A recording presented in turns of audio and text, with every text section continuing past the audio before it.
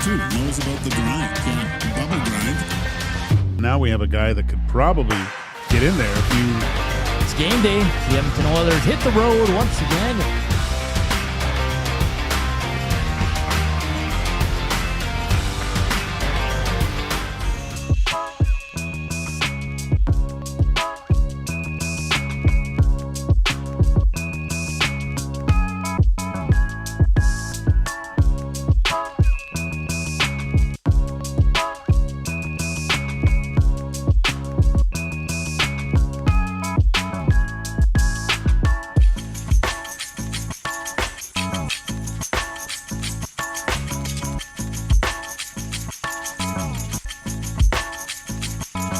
What's up, Nasties? How you doing? Like this beat. Low-key beat. Don't know what it is, but it's really good. I like your shirt, man. You want to swap shirts for the show? I'll just give it to you. Whatever. Okay. Go home shirtless. That's a dope shirt, man. But did he hear the start of Two Guys? What happened? About you going to the Italian store? Yeah. Yeah. Okay. Why? Who cares, man? Oh, I don't know. Wearing a shirt that says Gage Joaquin, Fan Club? EST afternoons? Who wants to see Gager giving me a shirt on the show? Hey, welcome to EST Afternoons on Edmonton Sports Talk, presented by Play Alberta. It's Joaquin, Gage, Zach Kubish, the producer. I'm Hernan, Salas. Fun show on this Tuesday. It's quiet here in the office. It is. It's creepy quiet. Yeah. I don't like it. I don't either. I'm used to like Reed and Jay being around. Yeah. And, I feel like there's someone in the back, like just lurking now. It's weird. Yeah, everybody's down at the Garneau getting set up for tonight's STs. How's the outfit coming along? I'm the same way. We should be asking you more. I'm going very casual. I thought you were wearing a suit. I'm not wearing jeans or anything. You're not wearing your new suit? No. Why? No, that's a special for Saturday, man. What's more special than the Estes? What are you wearing? The leather? I don't know. No. I'll just go in the closet, whatever fits. You're I'll that just point. crowbar myself into some suit and that'll be it. Oh, boy. Get the wife. Help me. Yeah. I'll be like Ross with the leather pants. All sweaty. Yeah. Oh, boy. Are we going to sit together or are you going to sit somewhere else? Because I was too touchy last You're year. very touchy. I had a bruise on my shoulder. No, come on. You hit me at least 70 times. I'm gonna. If I sit close to you, I'm gonna have HR Daddy watch because our new handbook, and you're gonna get fined. Well, I was about 2 glasses of wine in, maybe 3. 2. Yeah. Come on. This year won't be any of that, though. No? I won't be handsy, I promise. Okay. But I mean, you can sit wherever you want. We were front row last year, right? I think Trev wants to sit with you. Does he? Yeah. Why? I don't know. He's weird. All right. Yeah. I don't know about the front row this year. Might hang low. Maybe 3rd row. You know? What do you think? I think front row. Nah. I don't want anyone in my way. Front row's for the stars. Oh. Like Reed Wilkins. I wouldn't mind going balcony, actually. We're just sitting up top. Just like the 2 Muppets.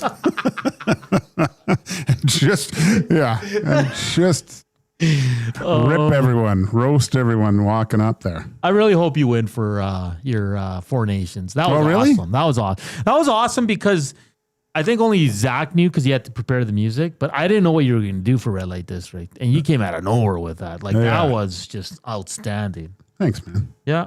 Everybody loved it. That was fun. Yeah. That was a good time. It was a good time. Because that was the gold medal game too, right? That night. It was, yes. Yeah. Was it? Yeah. Yeah. What a game that was. That was so exciting. Yeah. How exciting was that game? It was great. I mean, you know what? Like I've told you, like international play, like I'm into it, but I'm not like all in. Yeah. But that one like sucked me in.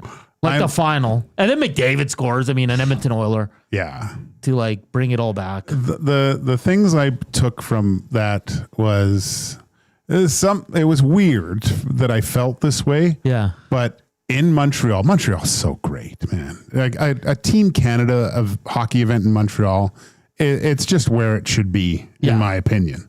But it was a weird sense of pride because at certain points I guess you feel McDavid's yours a little bit, and probably that's why it hurts. It's like he's ours. Yeah. So that's probably why a lot of Oiler fans are so crazed right now because there's a sense of ownership of McDavid, which is crazy. But I understand it because of when he got the puck in his own end and started winding it up.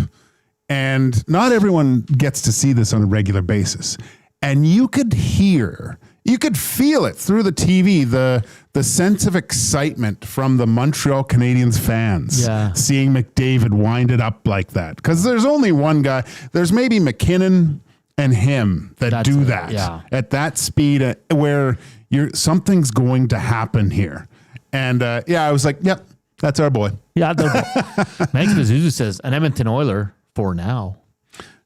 And then old Gil replies to Max Bazuzu, if you love something, you have to let it free. If it returns, it was meant to be. I love that. That's hey, it might happen.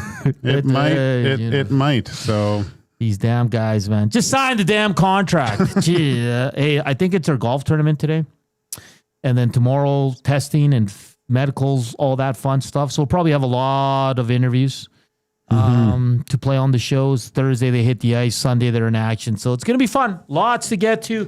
On the show, Dennis Bernstein, our good buddy, DB from the fourth period. We got to get down to the Corey Perry injury. But what they did in the offseason is did they do enough to get past the Edmonton Oilers? Is Jim Hiller on the hot seat if they start slow or if they just don't have playoff success this year? We'll have a good chat with our buddy DB coming up at 1:20. 1:40 Heat and Smoke. At 2:05 for Inside the Numbers, we're going to look at Adam Henrique and kind of what we can expect. What role would you like to see him in? Will he have a bounce-back season in terms of points?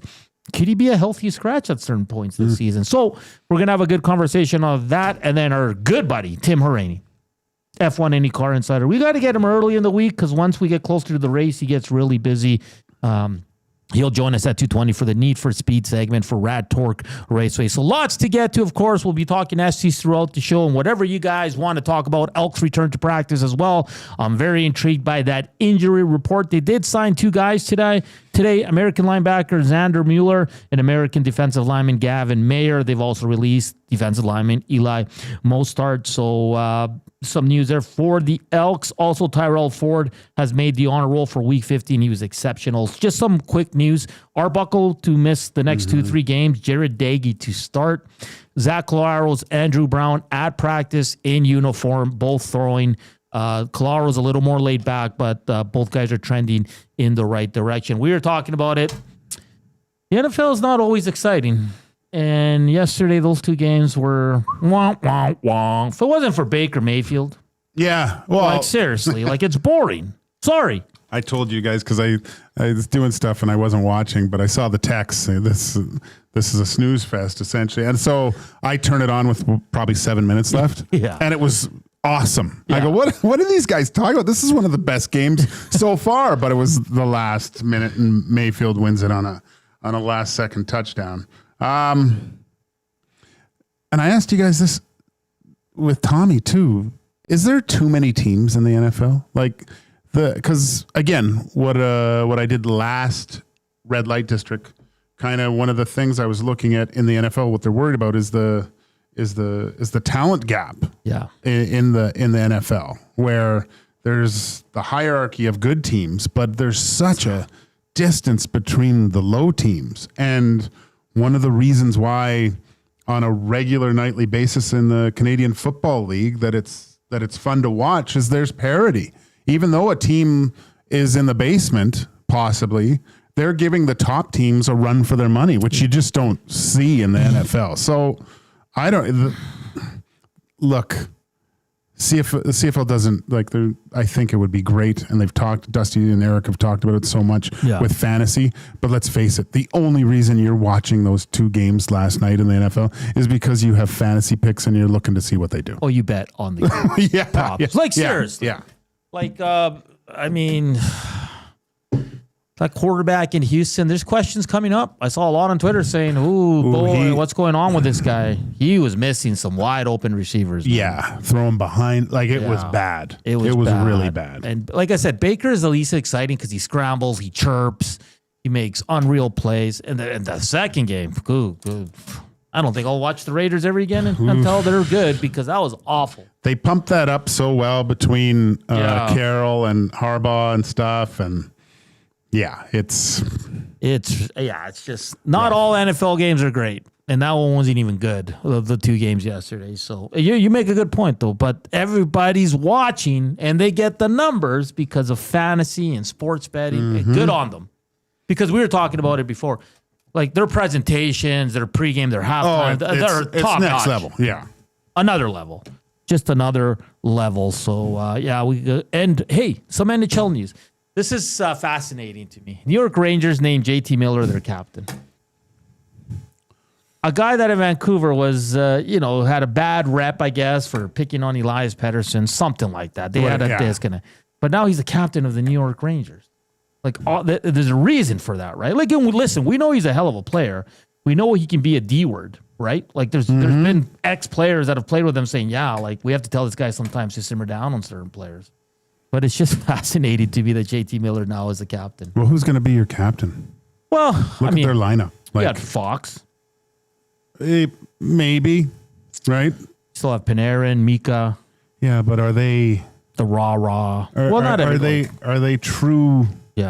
Leaders in that. Like, that's sure. That's a good point. If I look through the Rangers lineup, and this is purely from the outside looking in, I don't see a guy that really. They've lost their captain. D-man, I forget, that got traded to Anaheim. Trouba? Like he was their emotional. Like he was the leader, right? You want a guy with a little bit of emotion. I'm fine with it. I think it's I'm fine with it too. I think that's what you want. A guy that holds everyone accountable. And maybe he goes a little bit too far at times, and we've heard that. They said, hey, JT, you got to tone it down a little bit. Yeah. But I'd rather have a guy that go too far and try to pull the reins back on him a little bit than a guy that you give the sea-doo and you're trying to coax him to be more of a leader. Go. Yeah. It's a lot easier the other way around. Max Bizuzu says, why couldn't Shesterkin be the captain? Wow. We all know how that worked out in Vancouver. And then Nick in the North says, Vancouver's fall from grace needs to be studied. They seem so promising to be content. That's a great point. That is a phenomenal point. But you got to keep in mind that year, everything went right for them up until mid-March when Demko got hurt. Like, they had career years. It was very similar to the Oilers' 17 year when they went to the playoffs and lost to Anaheim in the second round. A lot of things went right. Maybe they were ahead of their time by maybe a year or two. But now, again, I think they're a team that's going to contend for a wild card spot. I don't know if they'll get there. A lot of factors, right? Can a lot of their acquisitions, Evander Kane, can Hedl, who came last year before the deadline, can those guys keep that team afloat? Demko's the big one for me. Their D-core is solid, extremely solid. So I'm not worried about that. And it's always fascinating. Matt Grzelcyk, good defenseman. He's on a PTO at Chicago hockey. Really? A PTO. Like, this guy years ago was considered a good top 4 guy. He'd chip in with some points. He had a bit of an edge to him. Now he's on a PTO, and I'm pretty sure he had a pretty good season. I know he's dealt with some injuries. He had, last year, played 82 games, had 40 points. Yeah, that's what I mean. How is a 40-point defenseman on a Pittsburgh team that wasn't a playoff team? See, he's 31 this year. How is he on a PTO? But he only made... that's interesting. Yeah. He'll probably make that Chicago squad because you got to look at that defense. There's a lot of unknowns. Well, just his time on ice would be the... Yeah. It's interesting. That's weird. That's really weird. Anyway. Hey, do you have a speech ready if you win the EST for rant of the... Not rant. Is it rant? No. I don't know. No, you're just going to wing it? I don't expect to win, so I don't. Well, I'm expecting you to win. Do you want me to write something quick for you? I'll think of something. Okay. On the fly. You got to thank Coop because he played the music for you. Oh, yeah? Yeah. Yeah, Coop. He knocked it out of the park. Of it. Yeah, it was a big part. He was on the money. That was funny. He has no idea what we're talking about right now. That was good. Hey, and quickly, before we get to Dennis Bernstein, National Guacamole Day. You like walk? Is it? You like walk? Jeez, man, I would have made some, brought it in. That would have been tough though, eating that with chips right now. And the thing with guac, you got to like eat it like not quick, but you can't let it sit. Well, if you put in lime juice, you know what helps actually with it is if you take the pit of the avocado and put it in. Yeah. And it'll keep it.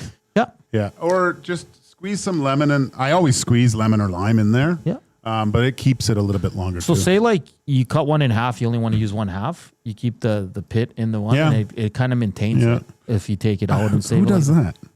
A lot of people. You can not eat the other half? Well, I don't. No, but like I'm just saying, like say it's a big one and you only it's for toast. Doesn't matter. I got to bring it in. You can try and you put that bleep on everything or what? Oh man, avocado toast in the morning. It's great with some eggs. Oh yeah, with an egg on top. Do you like it in your burger? Love it in the burger. Okay, hot dog. I put that stuff on everything. I don't care. I put that on ice cream. I think in a salad. Yep. Yeah. My painted desert salad. Yeah. Tons of guac in it. Yeah.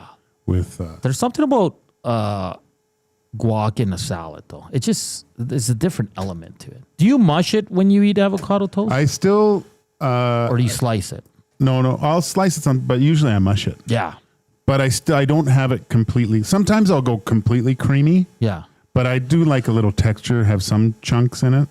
So in Chile, it's huge. Like you eat that for breakfast, and then the nighttime snack you have, it's always with guacamole.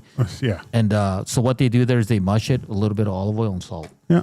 Yeah. That's all you need, really. Yeah. I doctor mine up a little bit. Like I'm full salt, pepper, maybe a little smoked paprika, lemon, lime, cilantro, and usually sometimes red onion or shallots.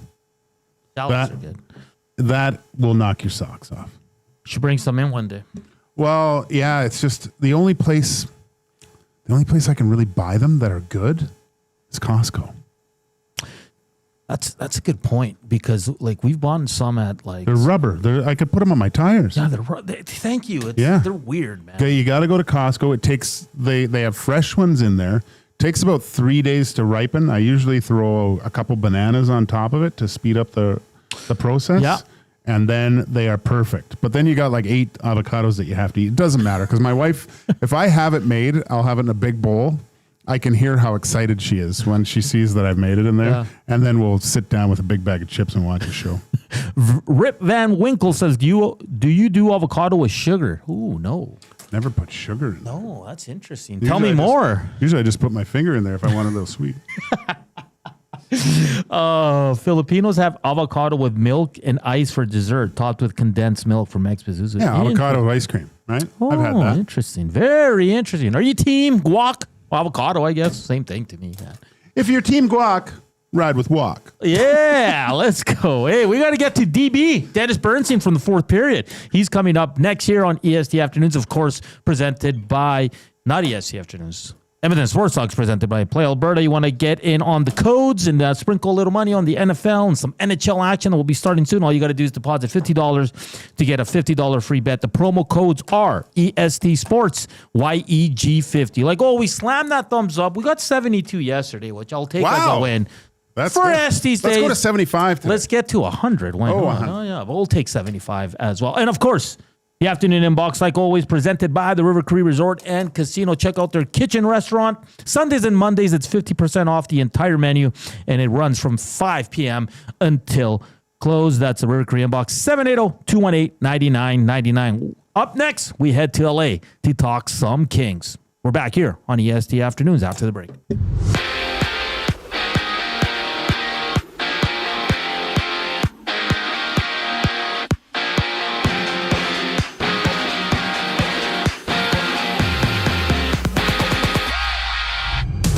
The Elks have signed 2 NCAA defenders to their practice roster, bringing in linebacker Xander Mueller and defensive lineman Gavin Meyer. While out east, Nick Arbuckle missed practice for the Argos with a calf injury, with Jarrett Dagey expected to start this week out in Montreal. Arbuckle suffered the injury Saturday in the team's win over Edmonton, leaving late in the contest. And closer to home, Zach Collaros of the Bombers was back at practice after missing the last 3 games with a neck injury. While in hockey news, the Flyers general manager Daniel Briere confirmed that Philly will not be signing Carter Hart, with Hart's agent telling the team that Hart has ruled out a return to Philly. In the majors, the Jays rematched the Rays, after finding a 2-1 victory in their opener yesterday. Jose Barrios gets the ball for Toronto. First pitch at 5:35, and just 1 game's underway. The Braves have doubled up the Nationals 6-3, top of the 9th. This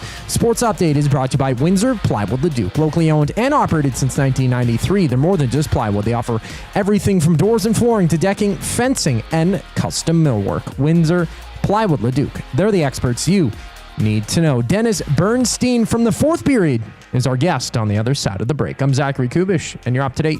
The Nielsen Show with Lieutenant Eric. Let's talk about Trey, you savage. Keegan Matheson, he's an author. In Toronto, we have lived through some pitching prospects who haven't worked. Alec Manoah, Ricky Tiedemann, Nate Pearson. But that was one of the best debuts you'll ever see. What Savage was doing to the Rays hitters with his splitter was ridiculous. They looked stupid. Yes, it was unbelievable. The Nielsen Show with Lieutenant Eric. Weekday mornings, 6 to 9. Only on Edmonton Sports Talk, your clear choice for Edmonton sports.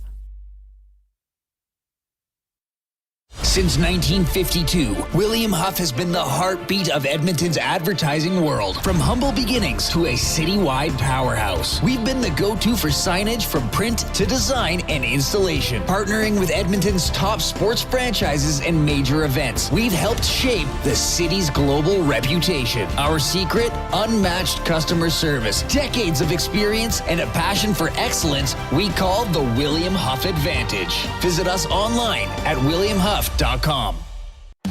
Fall football in your living room just became the fan zone.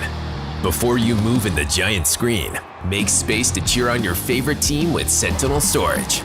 Try 4 weeks free at sentinelstorage.ca. Lobsterfest is back at the Canadian Brewhouse, Saturday, October 4th at 6 p.m. A pound and a half of fresh Atlantic lobster with all the fixins for just $49.99. Pair it with a stein of Alexander Keith's. Details at thecanadianbrewhouse.com.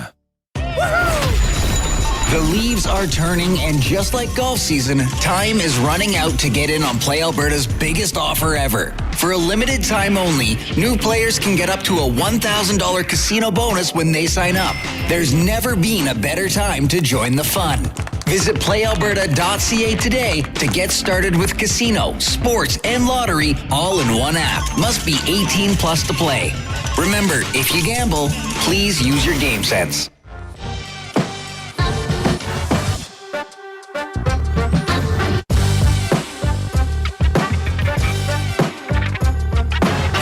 We're back here on EST Afternoons on Edmonton Sports Talk. It's SD Day. We'll be down at the Garden Old Theater starting at, doors open at 6. Show starts at 7, so look forward to seeing all our Nazis out there. And before we get to DB here, this one, on my end, it says no name, so it's probably Dusty. Never had guacamole. Pretty interesting. It's Rusty Shackelford. Oh, Rusty, man. You're missing out. What is he doing? What are you doing? All right, we got to talk some Chell. We're going to talk some LA Kings and go around the NHL as well with our good buddy Dennis Bernstein from the 4th period. Dennis, are you ready for another NHL season? Yeah, Hernan. Good to see you, JQ, as well. I was ready probably around August 15th. Really? Yeah. Well, we went over to Milan to do the player media tour. Terrible assignment, right? Nobody wanted to do that. Yeah. And then last week we were in Vegas for the North American version of it. But I think the most challenging 2 weeks will be preseason. Right, because nobody wants preseason anymore. But we're ready for another season. And yes, Chapter 5, Kings Oilers in April. Let's go. We'll get there, DB. Let's start some bad news for the LA Kings right off the hop. Corey Perry, who had an excellent year with the Oilers last year, probably one of their most consistent guys during the regular season, exceptional in the playoffs. He's going to be out 6 to 8 weeks. Unfortunate injury for them. What does this mean for them in their bottom 6? Who will fill in Corey Perry's spot there? It depends on. It's probably going to be one of their rookies, right? Either Jeff Malott, who Oiler phones saw for like 2 minutes in the playoffs, or Akil Thomas, who they thought highly of the last couple of seasons, a second-round pick. Yeah. If they go, but it depends on what they do with their bench. They could keep two defensemen, like a Mavari and a Kyle Burrows. If they do, it's probably going to open up only a spot for one. The one X factor here, Hernan, is the guy that they love, who they picked a couple of years ago, Liam Greentree, who's lit up the OHL in Windsor. It might open the door for him to make the team, but the question is, do you want to play the kid for 9 games? Is he actually going to play?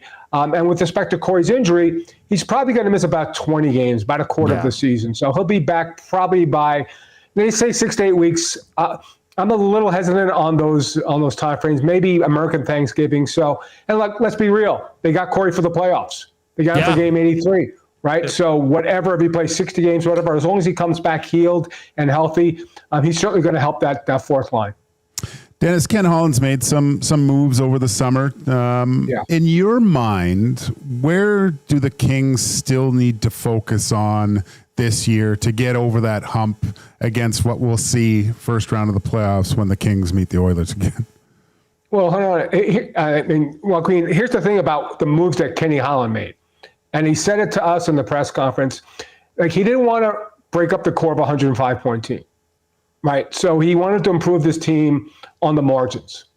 Here's my question to Ken Holland, and it's probably going to be a question until we get to the playoffs.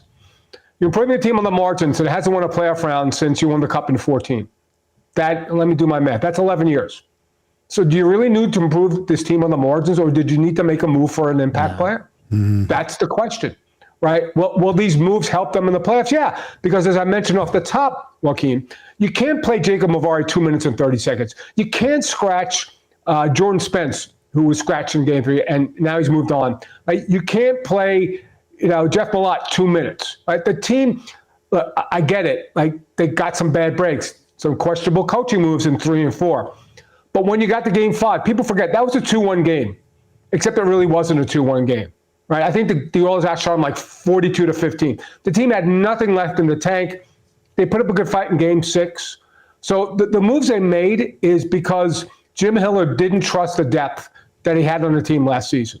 Will that change? Yeah. You got to think that Corey Perry, Joel Armia, Cody Ceci, and I love that Oilers fans love the fact that he's now in Los Angeles, and Brian Dumoulin are going to make this team better. Like, the question is, and I know they need to get over the hump of winning a round, Joaquin, but here's the thing. Like, when you haven't won for so long, it's just winning one round. Like, if they beat the Oilers, let's say in the spring, and they lost to Vegas in the second round, is that good enough? Or do you need to get to a conference final? Do you need to get out of the division? So I get the theory behind it. I would have liked to see an impact player, although you could argue that Kuzmenko coming back was an impact player. The one thing is, like, they can't be good as defensively because they didn't really replace Gavrikov. Mm-hmm. Yeah. Right? And when I saw the contract, Joaquin, that Gavrikov signed, they could have done that here. Yeah. It's a guy that wanted to move on. So there's a lot of question marks coming into the season. I don't know if these ads are good enough. We won't know till game 83, assuming they make the playoffs. But I understand why Ken made the moves that he did. Dennis Bernstein from the fourth period joining us here on EST Afternoons. I want to get to the defenseman he brought in because out goes Gavrikov, of course, a big part of the LA Kings, a solid defenseman, and Jordan Spence, who I like, but like you mentioned, Hiller did not trust him in the playoffs. So they bring in Dumoulin and Ceci. How are those deals being received in LA just because of the money they got and some of the term they got? And is it enough for you, Dennis? Like, are these two guys an upgrade on the two guys that went out? A lot of fans headed for the exit turn on when they signed Ceci to that money and that term. But here's the thing, and this goes to even bigger picture stuff, like the stuff with Connor and stuff with Kaprizov, right? That contract is not a cap killer anymore. Yeah. Because the cap's going up, it's going to continue to go up. I'll give you an example in Calgary. Like, if Dustin Wolf had a bad season this year, he signed 7.5 for 7, it's still not a cap killer. Right, so I get it. Like Cody Ceci, if he's your 6th best defenseman, Hernan, you have a good team, and that's what he needs to be. Because here's the key: the guy in front of him at the second pair right side, Brant Clark, it's got to be his year. Yeah, he's got to be a 20-minute-a-night defenseman that's going to be productive. Maybe not to the level, certainly not to the level of Makar or Quinn Hughes, but he's got to emerge. If you watch the Devils play last year in the playoffs, Brian Dumoulin was their best defenseman. Go look up his numbers, Hernan. He played 29 minutes a night for the Devils in the playoffs. He's fine. The X factor is going to be CC. That was not well received. Now, I'll say this. Joel Edmondson's contract was not well received. What are they doing? They overpaid for him, $3.5 million for 3 years for a guy who can't move. He was plus 27. He was really good for this team last year. You have to trust Kenny to saying, okay, if this guy's your sixth best defenseman, and he does block a lot of shots. The one thing that this team doesn't do, the one caveat about his shot blocking numbers from last year, he did play a lot for San Jose, and he had an opportunity to block a lot of shots because the team never had the puck. So that's one of an X factor. So I have no problem with it. If Cody Ceci's your sixth defenseman, then you have a good defense. Like, that's the question. Can Joel Edmondson pick up the time that Gavrikov had? Because at the top pair, you still have Mikey Anderson and Drew Doughty. The second pair is going to be Edmondson and Clark. Your third pair will be Dumoulin and Ceci. That's pretty good. If Drew's going to bounce back and maybe not be the guy it was 2 seasons ago, because people forget the only thing about is the injury and how he got burned in the playoffs because he wasn't 100%. 2 years ago, he was a 15-goal, 50-point guy. Not saying he can get back there, but it's a good enough defense or not. I'm not sure if it's better, but it's a team that plays good defense. And again, they have a guy in goal who people forget he was a Vezina finalist in Darcy Kemper. Dennis, I mean, people here in Edmonton watch Connor McDavid walk out at the Morgan Wallen concert, and we're trying to figure out if he's going to sign a deal or not.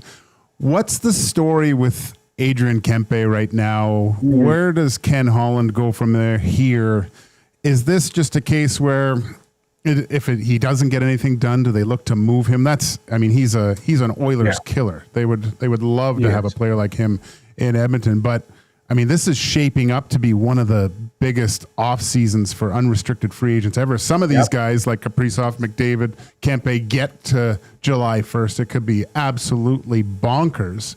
But what do you think is going to happen with Kempe here? They can't afford to lose him. He's homegrown. You know, he wears a letter, right? He's a 35-goal scorer on a team that did actually have 2 35-goal scorers last year. People forget that Fiala scored 35 as well. Yeah. He wants to stay. Like, he's been a lifelong King. He wants to stay. He would be open to signing 8 years. He wants $10 million. They don't want to give it to him right now, right? And we interviewed him last week in Vegas. He's like, he threw out dates, Joaquin, and you know how players are. Well, if training camp, Christmas, New Year's, whatever. He said the one thing. He goes, if I'm not signed by the trade deadline, that's not a good sign. And it's not a good sign. They don't have a player to replace him. They have to sign him. I think Kenny might have to cave. And now I'm hearing that maybe the ask went over $10 million. Because you have the situation like you talked about with Kaprizov and Connor, and not him with Kyle Connor. Like, there's a lot of guys out there that aren't signed. But they can't. Like, Matt Roy walked 2 years ago. He wanted to leave. Gavrikov, they could have matched him. I guess he wanted to play in New York. There's a higher Russian population there. Maybe that's it. You can't have Adrian Kempe leave. That's a huge regression. They don't have a replacement player for him. I think it gets done because the player wants to stay. But Kenny's going to have to move up on the numbers, at least from the AAV, to get him signed. I think it'll happen. If it doesn't, that's a major, major blow for this franchise, one I don't think they can afford. Yeah, it's going to be fast. And like you said, he's such a fantastic player. I don't think they can. And the 10 mil, Dennis, almost seems with the cap going up like a bargain. Yeah, well, here's the thing. He played the last 3 years. What's his last deal? $5.5 million. Yeah. And they have Quentin Byfield. If Quentin's going to emerge and be a number 1 seed, they've got Quentin at 6'5". Kopi's leaving, I assume, next year. Although, I had Kopi for a long time. And this thing about maybe it's his last year, I thought when he signed that 2-year deal, it was done. He was over. He's going to go back, live on Lake Bled in Slovenia, and retire a national hero. But if he retires, that's another $7 million. So it's not about. It's funny, and this goes for Connor and Kaprizov. It's not about the money anymore. It's if guys want to stay. Like, Connor's asking the right questions, like, is this team going to contend? And with Kaprizov, I heard maybe he wants 20% of the cap, but does he want to play in Edmonton? I think or in Minnesota.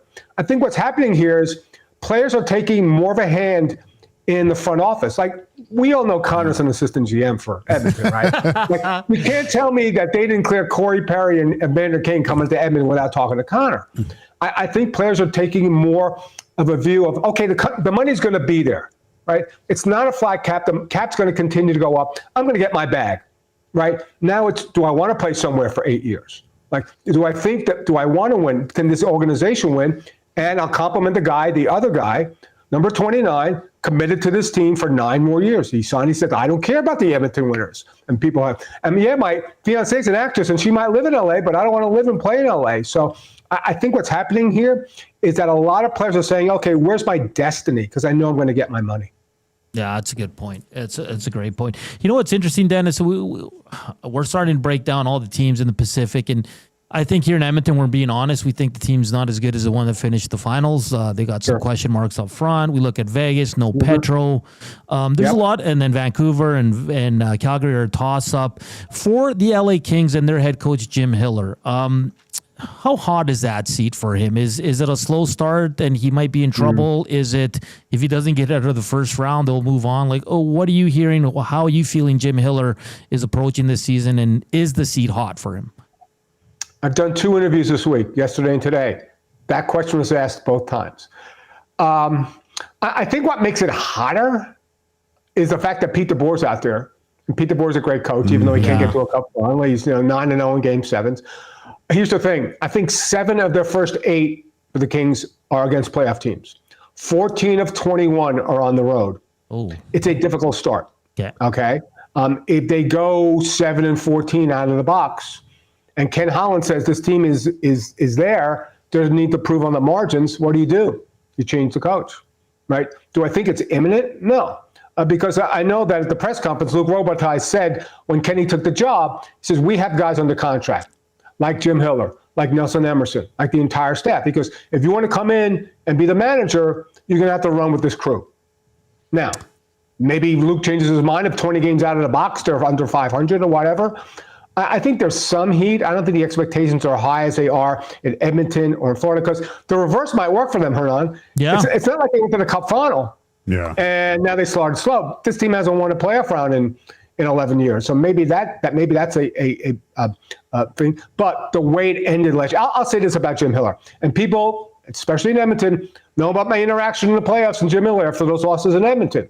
Right? Jim Hiller had a great 84 games. Yeah. He had a bad 4 games. Yeah. Right? Is that enough to undo all the good that he did? Right? I expect the team to play a little bit differently, a little bit more up tempo. That 1-3-1 from 2 years ago when Todd was there, that's gone.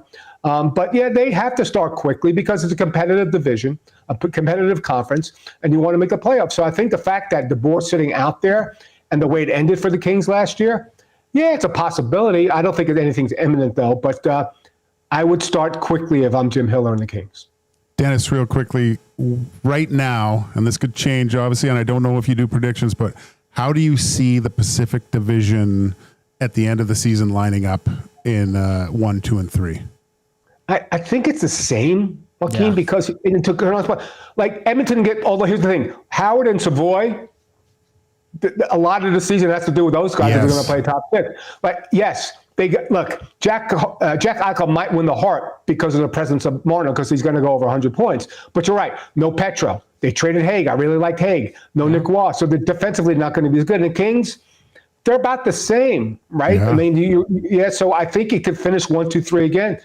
I think the top 3 will be Edmonton, Vegas, and LA. You can pick the order of teams, but I still think that top 3 is not going to change, because I think a lot of these teams, the only team that really improved, to be honest, is Florida. Why? Because they kept everybody. It's not like they added anybody. Yeah. They kept everybody. So there's a lot of teams that really, Winnipeg lost Ehlers. There's a lot of teams I don't think that improved. So it's really weird because there wasn't a lot of activity. This is the worst offseason ever because teams finally figured out, the cap's going up. I can actually keep these guys and sign these guys. That's why, other than Mitch Marner, there wasn't a ton of movement.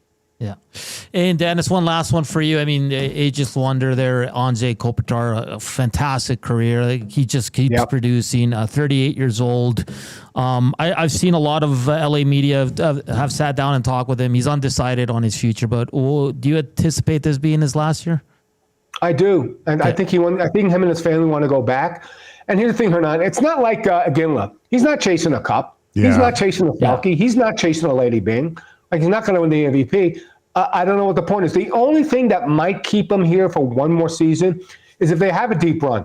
Let's say they get to a conference final. Let's say they get to a cup final and lose in 6. The only thing, because there's nothing more to do. Go home, we'll build you a statue, you live on the lake.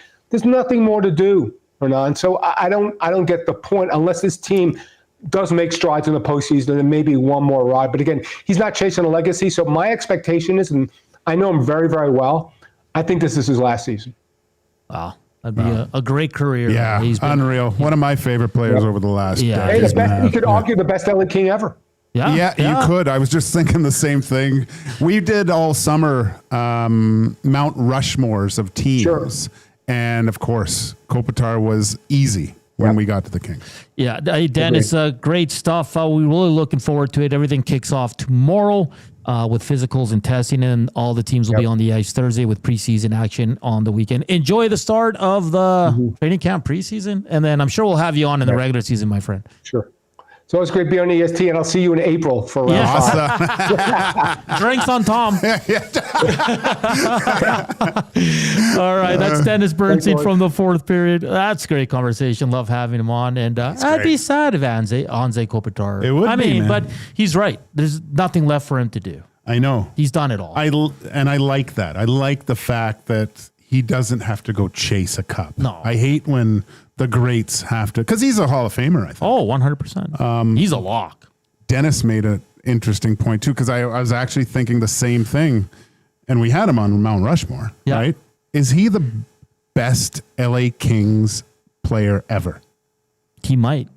He's got to be. It's hard to say because the Wayne was there, right? And he meant a lot, but Kopitar brought 2 cups.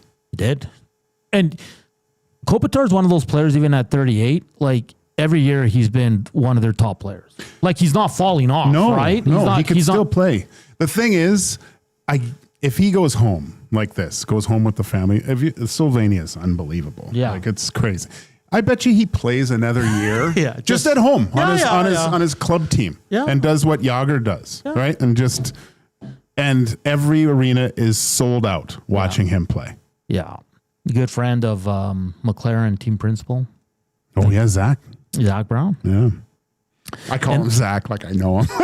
And the Kempe stuff's in. They have to sign him. And $10 million to me sounds like a damn bargain, man. If you can sign Kempe for $10 million now, you do it. Yes. You do it. Ken Holland, come on, man. This guy's a killer out there. That banana's yellow. Oh, yeah. He's 29, but he's got 5-6 years left. Yeah, gold. Yeah. He's a golden banana. He's going to be great. I don't get the hesitation to pay him $10 million, especially with the cap going up. All right, we got to get to a break. First, portions of this hour brought to you by the Canadian Brewhouse. Make your birthday legendary at the CBH. Epic food, killer drinks, and a vibe you can't beat. Plus, get free nachos with their app. Book your party now. The Canadian Brewhouse. Our house is your house. Up next, the Coob test us with some heat and smoke trivia on EST Afternoons. We're back after the break. Here's Coob Sports Update.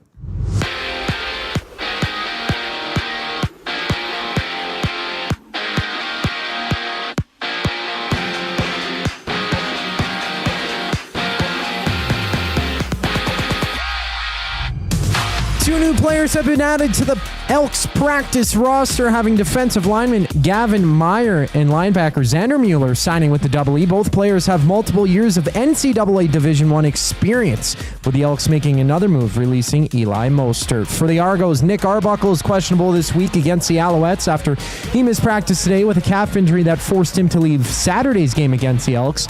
Jarrett Dagey is the expected starter for Toronto. And the Bombers welcome back 37-year-old Zach Caleros to practice. The veteran quarterback missed the last 3 games with a neck injury. In the NHL, Carter Hart's agent has informed the Flyers that Hart has ruled out a return to Philly as he tries to make a return to the league following his acquittal on sexual assault charges. MLB action, Toronto plays Game 2 of their 4-game set with Tampa. Jays winning 2-0 last night. First pitch goes just after 5:30. Jose Barrios takes them out for Toronto. This sports update is brought to you by the Capital Care Foundation. Financial support deeply affects residents at Capital Care, whether it's a one-time donation or monthly contribution. Every penny counts. Find out how you can donate at Capital Care Foundation.net. Up next, it's Heat and Smoke Hockey Trivia. I'm Zachary Kubish, and you're up to date. The EST Hangout. You never take that away from a player.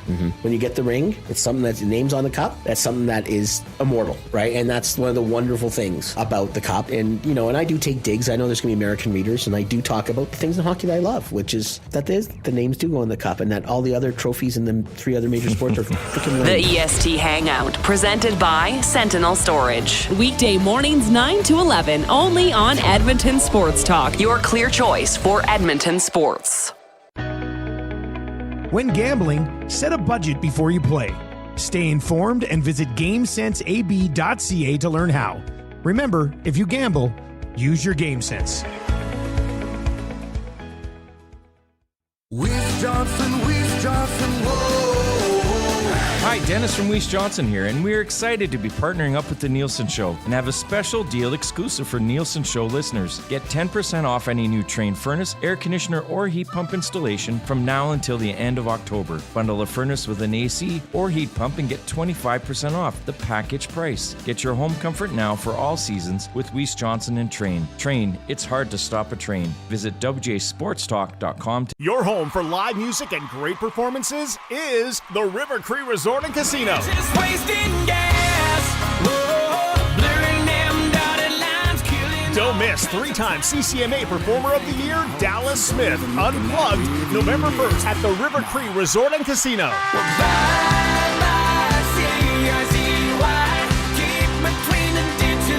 Get your tickets at rivercreeresort.com. River Cree Resort and Casino. Excitement, bet on it. Looking for quality building materials and friendly advice? Visit us at Windsor Plywood Leduc, family owned and locally run since 1993. From interior materials for doors, flooring, baseboards, and all the finishing touches to all you need for your outdoor projects like cedar lumber for decks and fences, plus all the plywood you'd need. Our full-time on-staff carpenter can help with anything odd-sized or custom, and from domestic hardwoods to exotic selections, we've got you covered. And if we don't have it, we'll track it down for you. Windsor Plywood Leduc. We're the experts you need to know.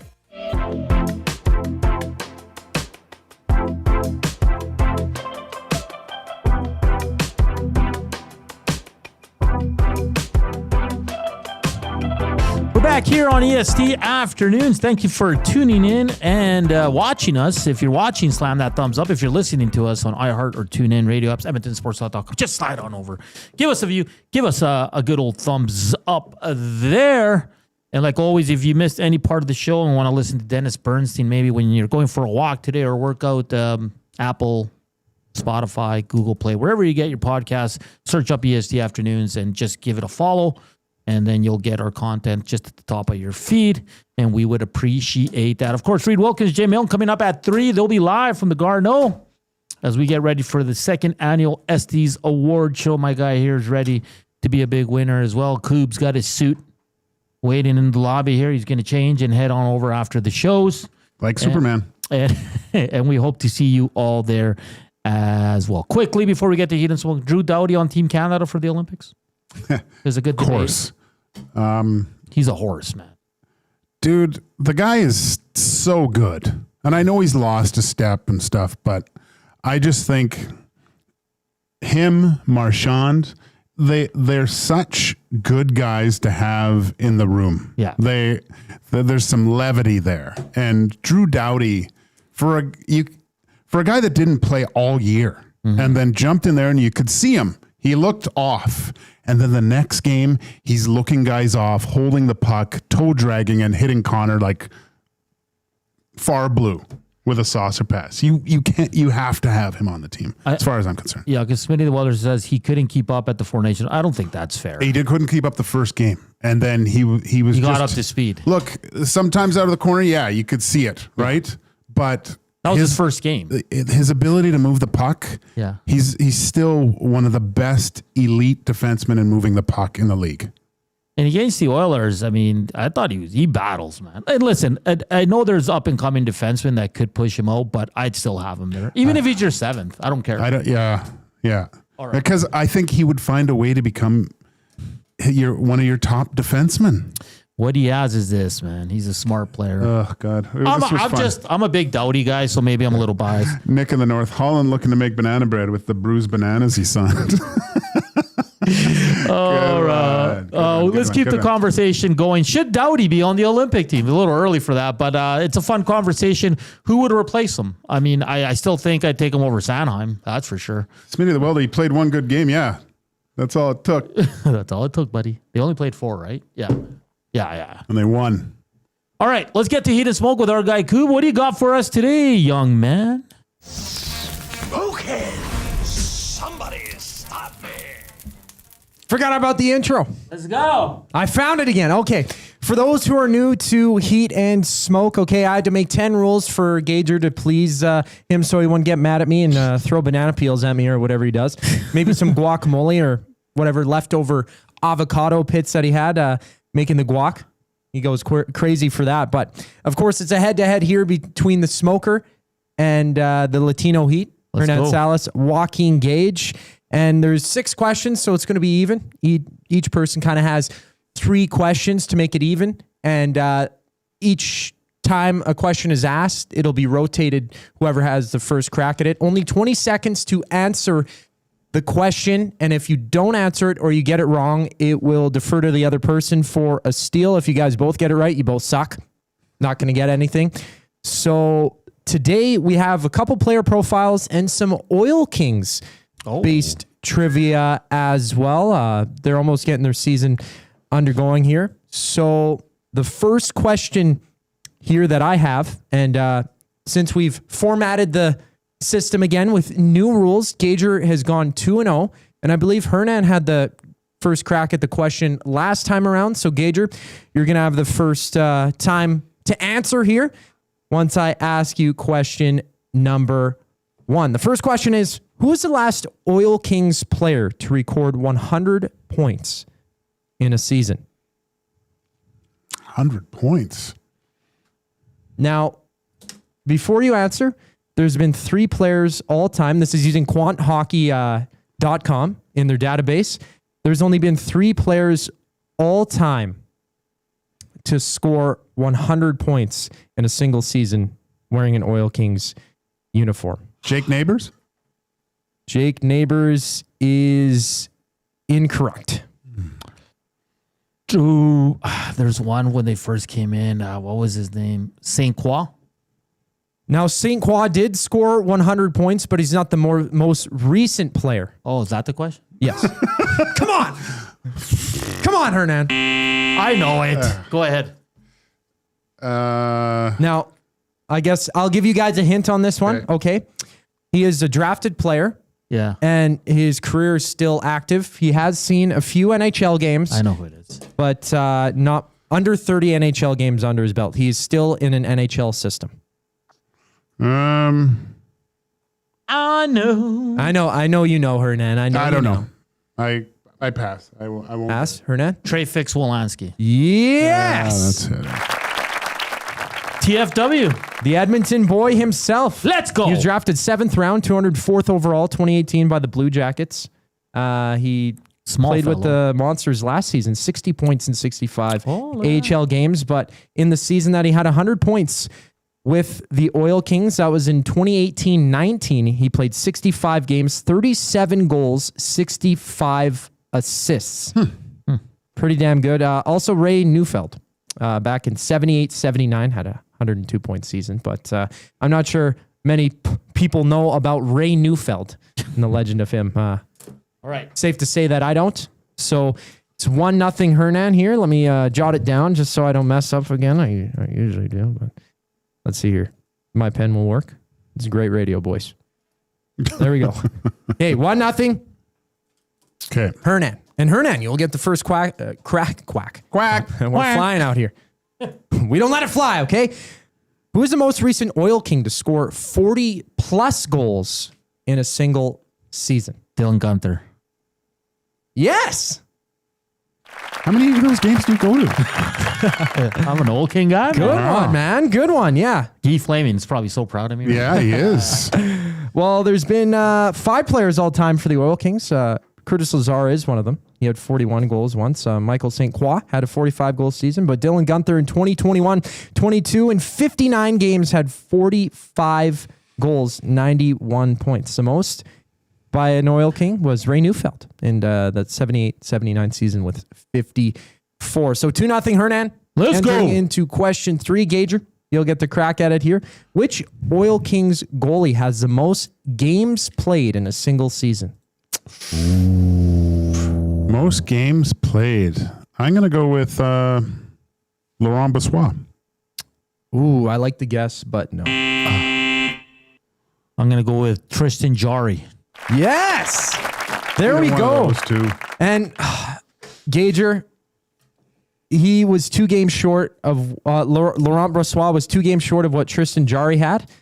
Tristan Jarry played 63 games in the 2013-14 season, 2.24 goals against average, .914 save percentage with a record of 44-14 and 8 shutouts as well. Laurent Brossoit, 61 games in 2011. I wonder how many games I played my first year. I think I was 60-something. That's a ton of games. It was man. a ton of games. Jeez, I couldn't even. Well, Are you looking it up? I'm looking it up right now. Let's see. My first year in Portland, 63. 63? You're a beast. Were you I am. hurting for a lot of those?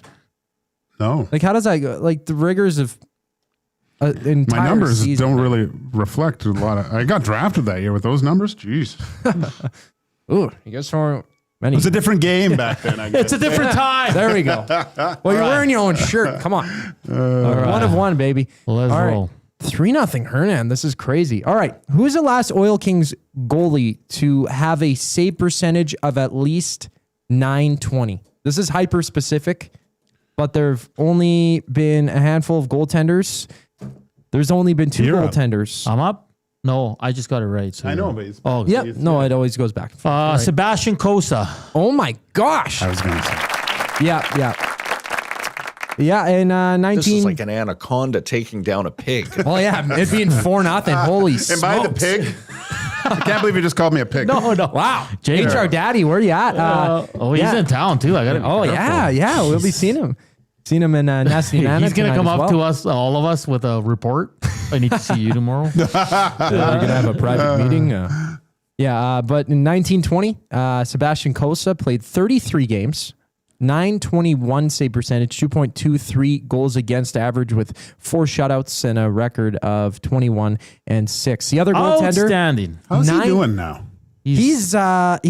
Battling. Yeah. Yeah, well, He's with Detroit. He's with correct? Detroit. They had like 4 goalies. Jack Campbell. Campbell's just a whole retiring, list. though, I think, isn't he? Yeah, Well, I think he's done. Cossa only has 1 NHL game under his belt. He did get the win. That was last season, actually. He's in a shootout, I think. Said he only played 45 minutes in that one, but he was picked first overall in 2021 by the Red Wings and played 41 games for the AHL Rapids last year as well. Okay, well, Hernan, I think you swept this one, but let's keep on going. I think the win is locked up. This is a player profile. There's a connection to the Oilers, either drafted, traded for, yada, yada. Not specifically had to have played for the team at any time in their career, but they do have a connection with the Edmonton Oilers. So the first hint here, and Gager, you'll have the first chance to answer this one. This player played for 6 NHL teams in their career. And it'll start very broad, of course. Kurt Maltby. No. Dan Cleary. So this player played for 6 NHL teams and was drafted in 2013. Ooh. 2013. What Pay draft attention was that that? year. Yakupov was 2012. That would have been Nathan McKinnon, right? 2013 draft. That was wasn't that a Utah draft? 2013 NHL draft. Utah draft. Utah. Were they in? No, Formerly sorry, New the- Jersey. What am I saying? Utah. Why am I thinking Utah? Why would they be in Utah for a draft? They didn't even have a team. Quinn Yeah, it was- Hughes. No. Yeah, it was McKinnon, Barkov, and Jonathan Drouin going 1, 2, and 3 respectively. Jonathan Druitt. No, I'm just kidding. Darnell Nurse went 7th overall in that draft. We're running out of time. I pass. I have no You clue. pass. Yeah. Okay. Well, don't need to answer this, Gager, because I'm going to give you another hint. He had 25 points in one season. That was his best season. That's not a good enough hint. So I'm going to go, he signed with a Canadian team in the offseason. This season? This offseason. Signed with a Canadian team.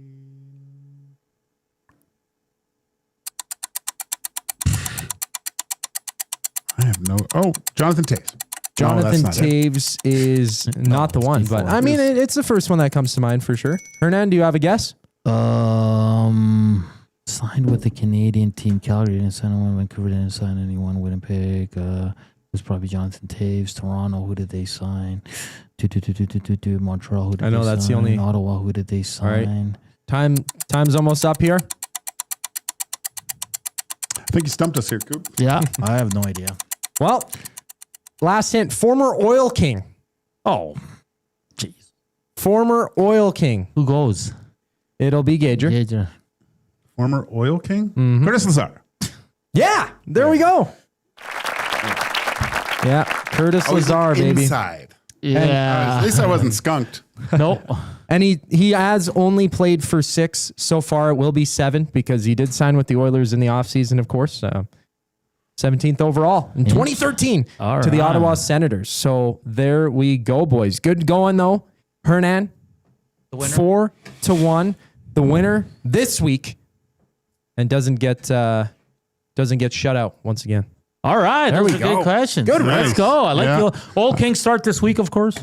Guess I got to start going to games. Yeah, they got their home opener this Saturday. It'll be Swiftie night. They have one of the best Taylor Swift impersonators in all of Canada performing 45 minutes at Center Ice after the game. After the game, yeah. And Nice. Curtis Lazar, there's going to be Curtis Lazar pendants, 1,000 pendants. Really? Pendants given out during the He's game dropping as the well. puck, right? And he'll be dropping the puck, so there's going to be a lot of action down there as well. They do open their season on the road Friday in Red Deer, though. They got some great promotional things this year. I heard Kevin Radomski talk about it. We'll have him on our show. Who will join us Thursday at 2:20 right here. Yeah. So, so that's going to be great. Always fun to support. Maybe we'll have Guy on Friday to tee up. Let's do it. Let's do it. Love Guy Flaming. All right. We got to get to a break in the second hour. We're going to talk some Adam Henrique expectations. What is his role going forward here for Inside the Numbers for Play Alberta? We're going to talk some F1 with Tim Hauraney. Of course, F1 IndyCar Insider does work for TSN and also nailing the Apex podcast, the best F1 podcast out there. That's all coming up in hour 2 on Estes Day. Let's go. Are you off early? Are you already dipping into the sauce? Maybe some people are, having Tuesday, man. Hey, man, it's the Estes, though. It's like the Oscars. Should have seen Creed. Yeah. That was a Tuesday. Of course, hit us up, Nasty Chat. Slam that thumbs up. Let's try to get to 100. And the afternoon inbox is presented by the River Cree Resort and Casino. Check out Steve-O, the Crash and Burn Western Canada Tour, September 28th. All you got to do for tickets, rivercreeresort.com or hit up the River Cree box office. We're back after the break. The Lock Shop. Zach just handed me a note because on the sheet here it says it's Zap, not Zach Hannigan. He also goes, it's Han Solo, not Hans Solo. So that's his team. Well, I don't think so. I think he just wants to. Well, maybe. Maybe they're both on the same team. Did Zach just come in and slip me a note about his own team? I sure hope he did. I really hope that's what that was. The Lock Shop, weekday mornings at 11, only on Edmonton Sports Talk, your clear choice for Edmonton sports. Running your own small business takes courage, and as it grows, so does your team. That's why Alberta Blue Cross offers health, dental, life, disability, and wellness benefits designed for small businesses, because we know a healthy team means a thriving business. Join over 5,000 Alberta businesses who have chosen us to help their business grow and succeed. Alberta Blue Cross takes care of you and your employees, so you can take care of your business. Visit ab.bluecross.ca to find a plan that's right for you.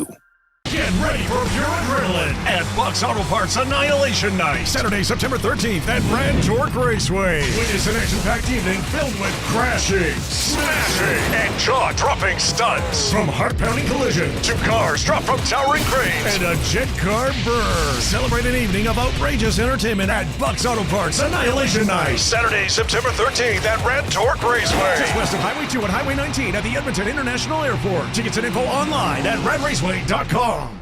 You've heard the name, but what does it mean? For over 66 years, William Huff Advertising has supplied signage from screen printing to digital to LED with design, production, and install in-house. It's a one-stop shop for all your signage needs. Edmonton owned and operated, William Huff has been trusted by the biggest companies and teams in the City of Champions and many others across the country to do the job. If you're looking for a way to get the word out about your company or event, they are the answer. Go to www.williamhuff.com. Their results speak for themselves.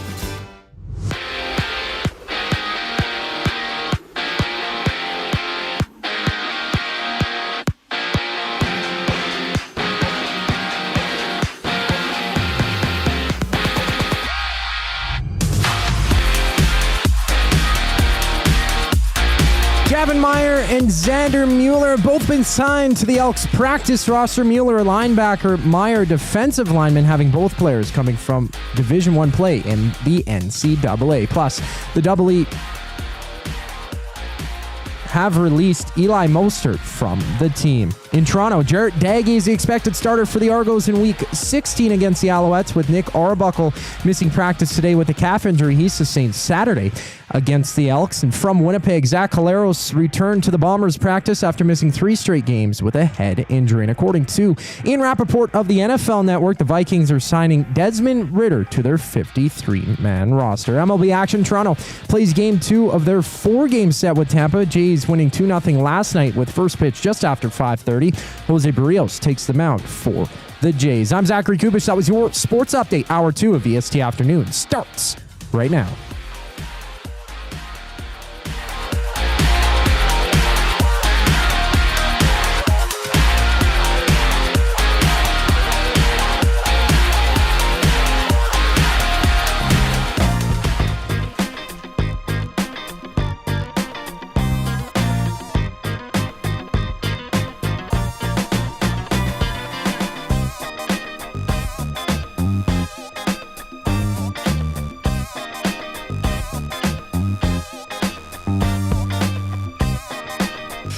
Hey, it's hour 2 here on this wonderful Tuesday. It's EST Afternoons on Edmonton Sports Talk. How you doing out there? Slam that thumbs up for us. Hit us up on the Nasty Chat, River Cree inbox, all the good stuff. What are you doing to prep for the Esties if you're attending? Are you already dipping into the bevies? Or are you crushing a nap to be good to go to the after party? Are you doing both? Eh? It's going to get wild at the after. Are there any other local celebrities coming tonight? Well, I heard Matt Cassian's coming. Yes. Yeah. But he's part of our stuff. I mean, people that we don't see. Heard there's actually, I don't know. Uke coming? Uke on Jack? Yeah. I don't think so. He doesn't That's have too time bad. for this stuff. Yeah. Why not? What's he got to do? He's a busy man. What is he doing? Putting the boat away? Hey, man. I feel bad. I didn't. I need to reach out for him for those boat trips, but we're doing the show in the summer. Maybe we can do a show from the boat. That'd be amazing. That sounds like a great and terrible idea all at the same time. Yeah, you got to get the hot spot going, and then you tip the boat one way, the board's fried. I went on the phone. I went once this year. It was good. Was it? Yeah. Do you guys have like a dream on location that you guys would want for your show? Good question. Like the boys are going to be live from the Garneau Theater. Reed Wilkins and Jay Milne 3 to 6 prior to the Esties with the door opening at 6 o'clock. If you guys don't have a ticket, live $10 at the show. Well, I think. Well, if it's just local, I think we should do one of the local Mexican food establishments with both of our names, which should be. I like it. You know. There's a great place in Little Manchester called, I think it's called Maria Inés or Juana Inés. Whatever. Just hit the patio there, do a show. I think it would be good. There's a lot of good places, brah. There's tons of on locations. Hey, if you want to partner with EST Afternoons, Hernan or Joaquin at EdmontonSportsTalk.com. Still waiting for that email. I guess they mailed it. Oh boy! But it was like that movie. What was that movie with Kevin Costner? Was it Postman? You ever seen it? Yeah, no, I haven't seen it. Yeah, that was The Postman. I liked that movie. It was dumb, but I did like it. Max Bezuz says a donaire spot. Yeah, I wouldn't mind that. All right. The smell would get to me after. Yeah, I don't want to do it. How about from the Tipton Arena? Yeah. No. I don't know who's freezing in there. I don't know who's going to be there in terms of celebrities. I guess we'll have to wait to find out. I don't Jess want Jackson? I think she's going, yes. Okay. I don't want to spoil it just in case it is a surprise. Oh. Yeah, do you know what I mean? Right. So, because I have heard some names, but I don't, I have no confirmation. All right, let's get to inside the numbers for Play Alberta. Play Alberta is your home for online gaming excitement featuring casino games, live dealer action, lottery, instants, and sports betting. Now with the new Play Alberta app, you can take the fun with you anywhere. Download the app or sign up today at playalberta.ca. Joaquin, I want to talk about a veteran on the Edmonton Oilers. He's 35 years old. And do you know who I speak of? 35. Well, I told you, so you should know. Jeez, is it Rico Suave? Rico Suave. So last year, down year, 81 games, 27 points compared to his 82 games the year before, 22 of those with the Edmonton Oilers where he had 51. Now, I think we got to put it into context because people are like, well, he scored a lot of 9, but he was playing top 6. He was on the power play. Trust me. I had him on my fantasy, so I know.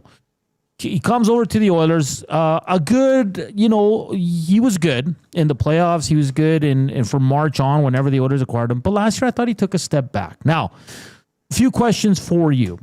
Do you prefer him at center or do you rather see him on the wing? Ooh, I think it's different this year because I think he can help some young guys playing with them, having an experienced centerman. Right. I think it might be easier for him to have success at the wing. Because he's older? Yeah. He's slowing down a bit.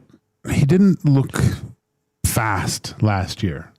Not that he was ever a burner, right? Yeah. But, and I wonder what he's going to look like this year. How did he look to you last year? He looked tired to me. He looked tired. He looked slow. Yeah. Two bad qualities. The best facial hair on the team, though. But yeah. I'll be honest, Joaquin, a lot of the games, and me and Tom would jump on post game. It's like, where was he? Yeah. Do you know what I mean? Like, and that's a bad thing, right? When you're like, he wasn't. And listen, when the second power play unit does play, Joaquin, he's on there. He's a mainstay. Okay. He kills penalties. He's good on the dot. He's unreal on the dot. I get all that, but like I just for me was a really down year, and I don't know if 27 points. I said I don't think he's going to surpass that this year. If I'm being honest, no. But I do I don't care if he's a 30-point guy. That's fine. That's awesome. That's great. Yeah. 27, right? You'd like him to maybe go above that a little bit. That's okay with Henrique. Be in crucial face-off situations, end of games, stuff like that. I love that. Be a great but the playoffs, I want to see him take the pressure off the big dogs, right? And chip in a little bit more. He did have 7 points, 4 goals, 3 assists in the playoffs, but that's where I want to see him become the Danault of the Kings, right? That shut down, hard to play against center that goes up against whoever, and has some success, but also his greatest attribute is making sure they're never scored on. That's and I love the comparison to Danault. I think Danault's feistier and quicker. But I think Henry can play that way. There is some feistiness to him. Do you okay? Let me ask you this about Henry. Do you think he has to? He's looking back at his career because he was a scorer before, right? Yes, he was a top 6 guy. Yeah. Do you think it's been hard for him to try to find his niche, his new role with this team because he's not a top 6 guy? And look, it's a lot easier to get into a rhythm of your game when you're out there every second shift, right? That's a great point because we were talking earlier this summer about Nuge that eventually he might have to change his role. He won't be that top 6 guy. Yeah. And I think it's a good point. I think guys are so used to being counted on for offense, right? Playing a lot because the top 6 guys play a lot, being on the first power play unit. Now they're like, hey, you're going to play bottom 6. You're going to be a centerman. You're not going to get a lot of power play time. You're going to be more defensively. We need you to be good on the dot. So I think there is that bit of a transition, and especially at his stage in his career, he's like, I've been doing this since I was 5. Yeah. Being an offensive guy. And now at 33, 34, when he came to the Oilers, you're asking me to completely change what I am. Because is it a misconception that he's good defensively? Is he more considered, okay, in New Jersey, in Anaheim, was he considered an offensive player or a two-way player? A little bit of both, but more leaning towards the offense, I would say. Yeah. Right? I think you might see a bounce back from him this year. Yeah. And saying that, I don't think the totals will change, but the fact we are going to be talking about Adam Henrique having a good game, like being noticeable a lot more than we did last year, I think, anyway. Yeah, it's going to be just because the evolution of that role, right? He has a year under his belt with the team because he came at the trade deadline before, right? So now he's coming back into the team. He's been here for a full season. He's been part of everything. He's an integral piece to the group still, I think. He's such a good player. Like, you don't play that many games in the NHL if you're not a good hockey player. And he is cerebral too. He's always in good position. I think he can make the subtle adjustments to be successful, but he's going to have to, because now the Edmonton Oilers are in a situation where there's young guys now moving up that create a little bit more competition for spots. Yeah. So it's not just handed to you in, like, last year, it seemed like everyone's position was already set up. Yeah. Right. There was no internal competition. A few places here or there, but I think with Henrique, he can be pushed a little bit by younger guys. Nick in the North says Henrique has the speed of an Alpine F1 car. Ooh. Nick in the North also adds offensive player, but not a defensive liability. I think that's good. That's a good point. Right because there. if we look at his career, he's never had more than 43 points. Okay, 50 points. Sorry. So that's still a good player. An exceptional player. So it's not like he was an elite offensive guy. He would chip in. He had his 20 goals. He had his 20 assists. Some years he had a little bit more than that, but he can play special teams. He's good on the dot and all that. I'll ask you this. I have two more on Henry. Hyman's going to be out to start. Yeah. Do you see any way, because we know how Knobloch loves his veterans, that we see him on the wing in the top 6 early in the season? Adam Henrique. Can he play with Draisaitl and McDavid? Oh, yeah, he can. But speed-wise? I think so. Okay. He's smart enough. He's smart enough, yeah. Yeah, I think he can. The Hyman injury, it worries me a little about Hyman's season. No one's going to replace Hyman. No one. You can't. Well, you saw in the playoffs. Yeah. Okay, so you think he could play there? I'll ask you this. Do you think at one point in the season... Moonlight. Not be a steady force No. there. Is there at some point in the season you can see Adam Henrique be a healthy scratch for a game? A la Kapanen and Janmark, and because they've sat out a few games here and there. It's a hard question to answer, because for that to happen, you would have to see Phil take that next step. Yeah, one of these guys would have to. Frederick's playing unreal. Yeah. I mean, it's a good, because I think Henrique's never a bad player, right? He's always okay and good, right? It would be nice to get sometimes great and more good than okay. It's rare when we're like, Henrique screwed that up. I think maybe once last year we said that. Now, in fairness, we did say a lot of the time we didn't notice him. And maybe full disclosure, I didn't have the ISO cam on Adam Henrique a lot of the times, of course not. I did. The only times I did notice Henrique was when I looked at the score sheet and saw his face-off percentage, and then I would make an effort to watch him when he's out, and he snaps it back all the time, right? He chews up guys in the face-off circle. But other than that, it's and I think Knobloch relies on Henrique a lot. Like, that's one of his main guys. He's a comfy pair of slippers. Yeah. For a coach, right? He's like a safety net. Yeah. Like, I need a face-off goal. I need a penalty kill goal. The two guys, the big dogs, are tired.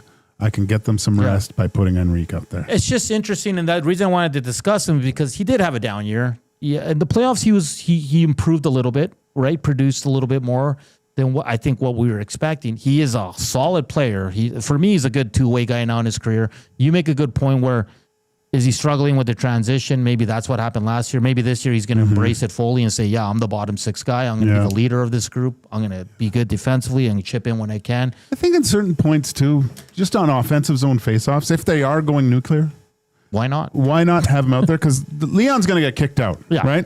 Get Henrique out there. He has the record for getting kicked out of fuck. So at least have Henrique out there for to come in after Leon, because both Leon and Connor, they're okay on faceoffs. Yeah. They're not great. And that's why this conversation is not, I hope people don't take it as a negative. We're talking about a 35-year-old player whose production fell off last year. In the regular season, I think we can all agree we wanted probably a little bit more.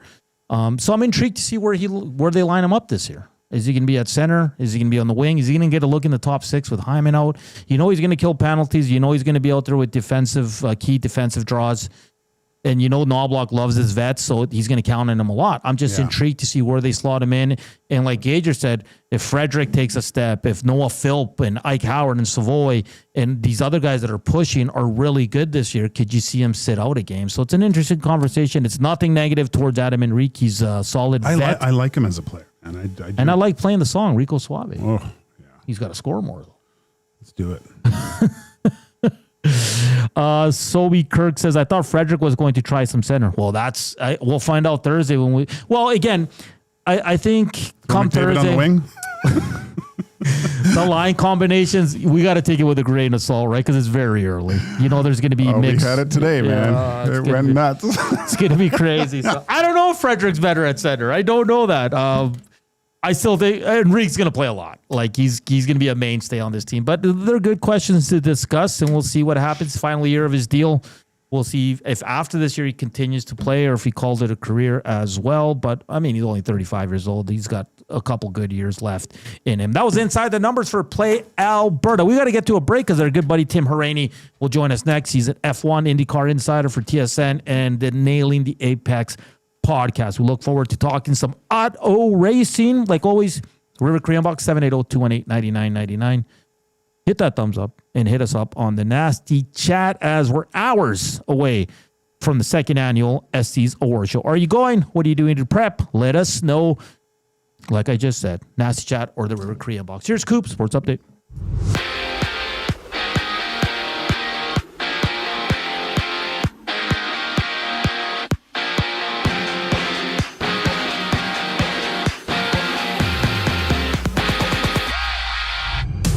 The Elks have signed 2 NCAA defenders to their practice roster, bringing in linebacker Xander Mueller and defensive lineman Gavin Meyer.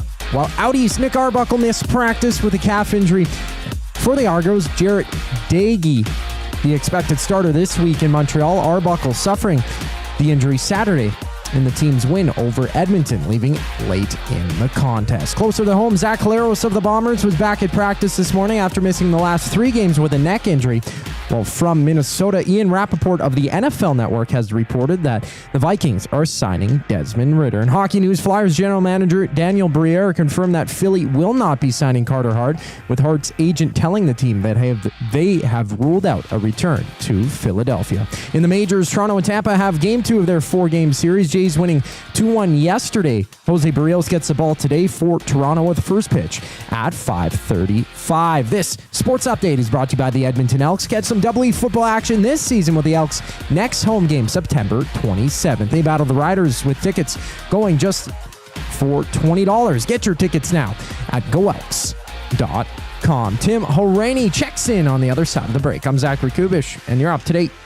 The Reed Wilkins Show with Jay Milne. The Toronto Argos were doing everything in their power to lose the game, and they didn't. Obviously, that's a costly loss for the Elks' playoff hopes, and it's frustrating to lose on the last play, but that wasn't like, man, oh man, the Argos played some precise, intense football. And it's kind of frustrating because I'm thinking, like, if you're the Elks, just get out of their way. Just let them lose it. The Reed Wilkins Show with Jay Milne, weekday afternoon 3 to 6, only on Edmonton Sports Talk, your clear choice for Edmonton sports.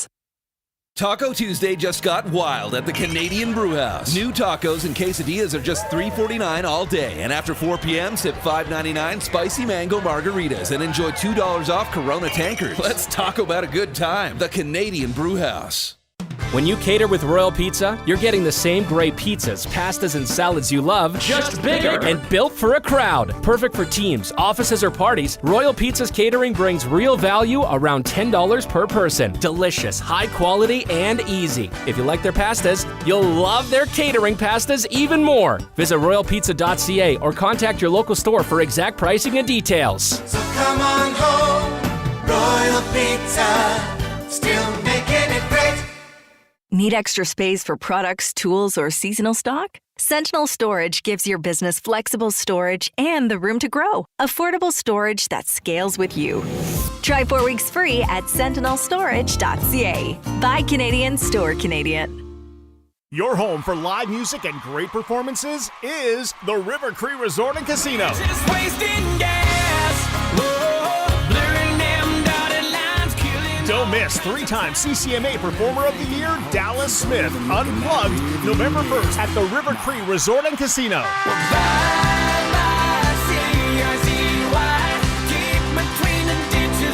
Get your tickets at rivercreeresort.com. River Cree Resort and Casino. Excitement, bet on it.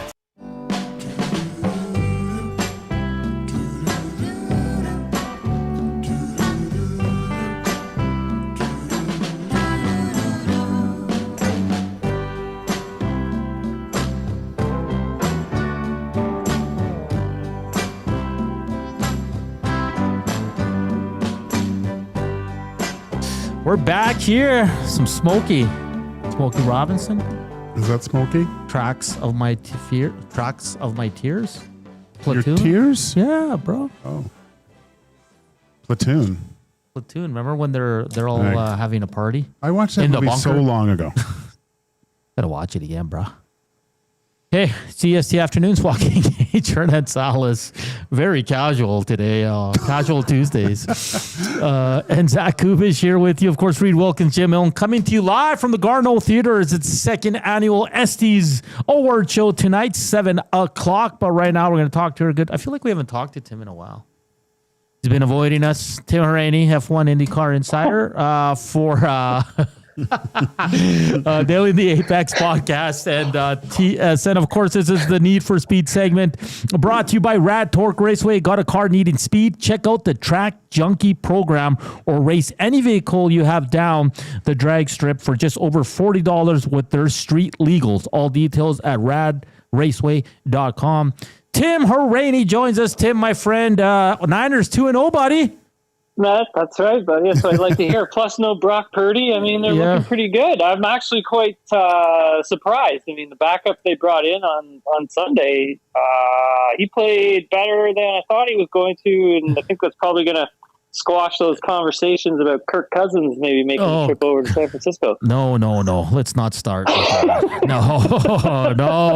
I'll go play quarterback. I'll do better than Kirk Cousins. No, I'm just kidding. I mean, think about the salary cap. I mean, you're not only are you paying Brock Purdy like a ton of money, you would then have to be paying Kirk Cousins like a load of money for a while. That would not be worth it. No, that's fine. I'm good with Mac Jones here, Tim. Yeah, he's doing well. Hey, Tim, let's start with some F1. Of course, off last week after Monza, seeing Max Verstappen win that race. Before we get to the race and other news around F1, Pierre Gasly has committed long-term future to Alpine.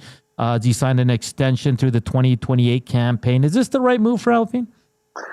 Yeah, I think it's good for Alpine. Whether or not it's going to be good for Pierre Gasly, we'll have to wait and see. I know. So when I got that news, that was 2 Saturdays ago, I believe it was, and I was a little shocked at the timing of the announcement, and then the extension years of the deal. I mean, he's going to be there past 2028, and I think when you take a look at the driver market for next season, you have at least half of the grid coming up off of deals. And for those about 10 drivers whose deals will end at the end of the 2026 season, I mean, for them, that's a great thing because they're going to be able to survey the landscape of where the competition is at, who is going to have the advantage in terms of power unit and chassis, because obviously we're getting this huge new regulation change for 2026 and for 2027. I mean, you're basically setting yourself up for lobbying or fighting for a seat that's going to be competitive throughout this regulation. So, I mean, I think for Gasly, he better hope that Alpine comes out with a strong chassis for 2026, because I think the power unit side, Alpine's going to be purchasing Mercedes engines, and I think for Mercedes, they've got, it sounds like, a very competitive package for next year.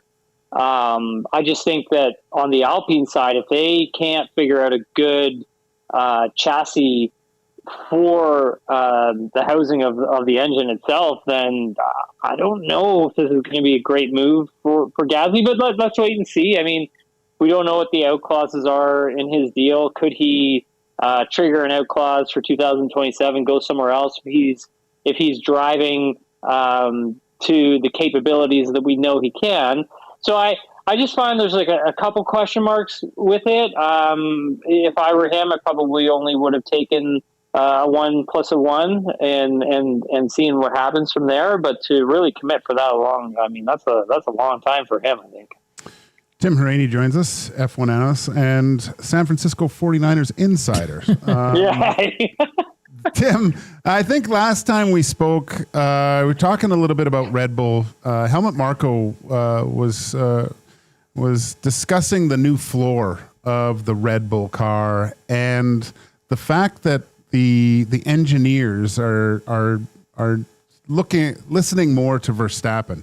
Is this does this going to add in these last 8 races a little bit more? Is Max going to be able to repeat what he did in the last race, or is this car still not great and he's just going to kind of float into that 3rd spot position usually? Yeah, no, it's a great question, because I think there was a lot of there was a lot of folks I talked to in the paddock in Italy 2 weeks out, and after qualifying, we saw how competitive Max was in qualifying. There's a number of different things that went into that, obviously. However, I mean, the question is kind of like, there's this championship battle that's happening between Piastri and Norris, and some were thinking, could he play a factor here? That was sort of like the conversation that a bunch of us were kind of having. And personally, I don't think he can on that front. But when we take a look at race victories, can he shoehorn himself into some more race victories this season? I don't see why not. I mean, Max actually, if you go back a few races, you go back to like Hungary, go back to Spa, not the greatest of races for the team. Experimented a lot, especially in Hungary. And a big thanks is to Laurent Mekies, obviously being the new team principal that's come over to take over for Christian Horner, who was sacked. If you look at what Mekies has done, he's approached this team in terms of his engineering background and leaning on the drivers for their input, so then they can start making the adjustments and the changes to the car that they think is going to help. And for Hungary, the team just experimented with a whole range of different setup windows. And I think they learned a lot from that and helped them understand how to fine-tune their race car, because it is very particular, the Red Bull machine. And if they're able to kind of get it into a bit of a sweet spot, then Max is usually the one who makes up that 0.2, 0.3 of a difference. If you look at what happened in Zandvoort, again, that was good car setup, plus also Max. If you look at Monza was interesting because they ran a specific rear wing on the back of their car that eventually they listened to Max and they took it off and they put on something that was very low drag, not a lot of downforce, can make for a really scary drive because there's not a lot of grip to the car, and the driver really has to be on it to get it through the corners without crashing it. You could see that they had actually cut pieces of that rear wing away, literally in the back of the garage, cutting pieces of this thing away to try and trim it out as much as possible. And that's just them listening to Max. That's Max communicating with Meckies. That's Meckies understanding what the driver's saying and saying, hey, you know what, we got to trust our drivers. And if Max says that he feels that he can do this, then we need to believe in him and let him go and do whatever it is he needs to do.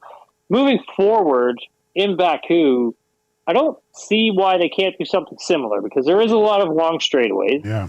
There is a section of track that is a little bit, how do I put this? It's twisty. So the Castle section in particular, Sector 2, and I think for that part of the track, that's sort of like McLaren's territory. But I think when we look outside of that for this track in Baku, I couldn't see why Red Bull couldn't be competitive here, and same with Ferrari as well. But I honestly think that Max can literally play a factor in this championship and take points away from either Piastri or Lando Norris. Tim, quickly on, not quickly, but George Russell, the contract, like it's such an interesting question. The leverage, who has it, Toto or George Russell? I was listening to your podcast with Adam Wilde, and you had a lovely guest as well. And Juliana. Yeah, she's great.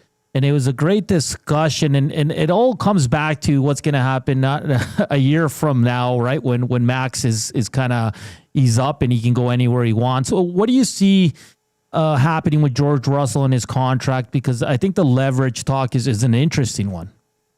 It is. If we go back to the Canadian Grand Prix, and I was speaking with a few contacts in the paddock, and one of the things that kept coming up about George's contract was that George was fighting for a number of things outside of the racetrack. So one of them being, less sponsorship obligations. These drivers have to fulfill a quota of partner appearances. So if Petronas has 10 driver appearances, then 5 need to be filled by George, another 5 need to be filled by Kimi Antonelli.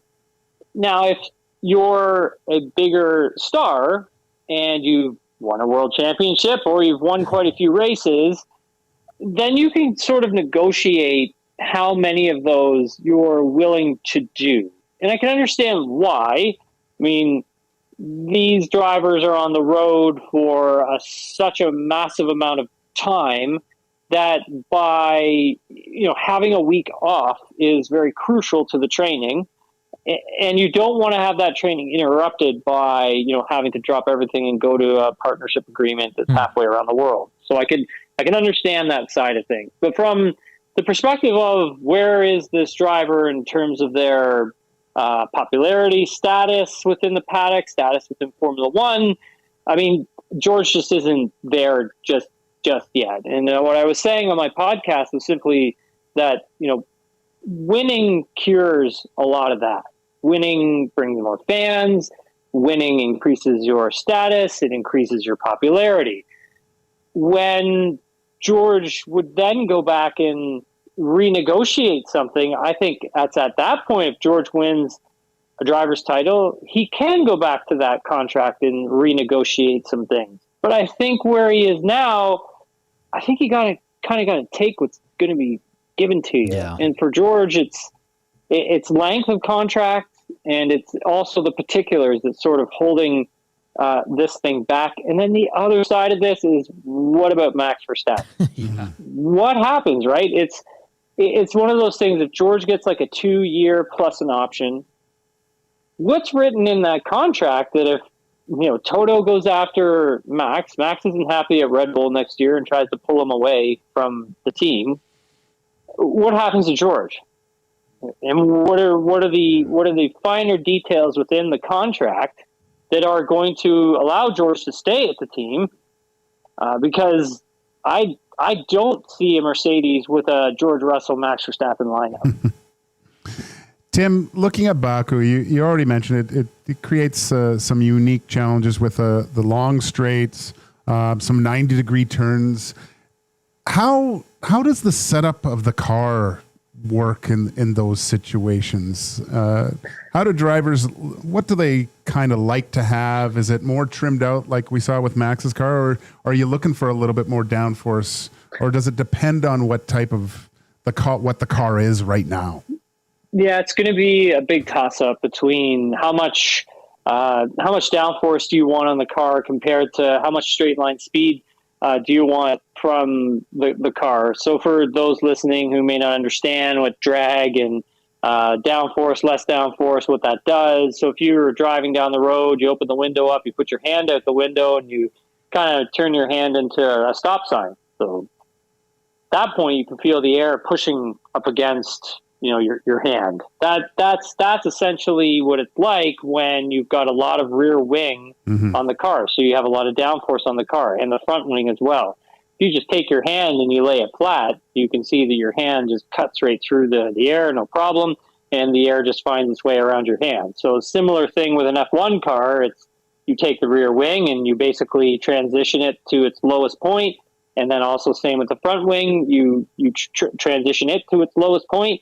And so that is trimming out the car, which makes it faster in a straight line. So if you got a track that has a lot of really long straightaways, like Monza, for instance, Silverstone was one of them as well, that worked out quite well for Max Verstappen in that capacity when it comes to trimming out the car. And then you look at Baku, and you've got a lot of long straightaways. You've got 90-degree corners. You have a section that does require some downforce on the car, but if you're willing to give up a little bit, so sacrifice some of your downforce, maybe you're not as fast in Sector 2, then you open yourself up to being quicker in Sector 1 and Sector 3. So there's a bit of a give and a take with this track, and for the drivers, you kind of have to find that sweet spot of what's too much downforce being taken off and what's just enough being added on. For the McLarens, they're kind of really good at dealing with that. I saw in Monza, it was very interesting from Lando Norris. He wasn't particularly fast in the straights. So he didn't have a lot of wing taken off the car, but he was really fast in the corners. He was good in the braking, and he was really good in the corners as well. And that says to me that he was actually running more downforce on the car. However, if you don't have pole position, that's not going to work out too well for you. Max Verstappen did have pole position, so he was able to pull away on the straights because of that straight line speed advantage. So there is a give and a take to all of this, and also the driver has to make the difference of being able to handle a car that doesn't have a lot of downforce on it, and that takes a lot of skill to do it. Obviously, Max Verstappen being one of those drivers who can. Tim, great stuff as always. Really looking forward to the race this weekend, and as we get closer to the end of the season, it's going to be a fun one. Tim, like always, we appreciate your time. Enjoy your weekend. Enjoy the weekend. I think. What day do I think it is? Enjoy the rest of your week and the weekend. Tim. Tim, just tell our listeners where they can find your work. Yeah, absolutely. So we have the podcast Nailing the Apex on the SDPN network. Adam Wild and myself host that podcast. We have podcasts that come out pre-race. We have a qualifying podcast, and we have a post-race podcast, and we also have one that breaks down news and notes and things of that nature. And then the other part of the stuff is TSN. So tsn.ca. Go to the Formula One section. You can catch all of my content there, or TSN's YouTube channel. We'll have lots of F1 content coming out this week on TSN's YouTube channel. So yeah, tune in there and you can catch a lot of my stuff. Good stuff, Tim. We'll chat soon, my friend. Thank you. All right. Thanks, guys. Appreciate you having me. All right, that's Tim Hauraney, like you said, Nailing the Apex podcast, fantastic podcast, and TSN. Of course, that segment is the Need for Speed segment brought to you by Rad Torque Raceway. Got a car needing speed? Check out the Track Junkie program or race any vehicle you have down the drag strip for just over $40 with their street legals. All details at radraceway.com. Up next, we close it out here and get you ready for Reed Wilkins and Jay Milne live from the Garneau Theater.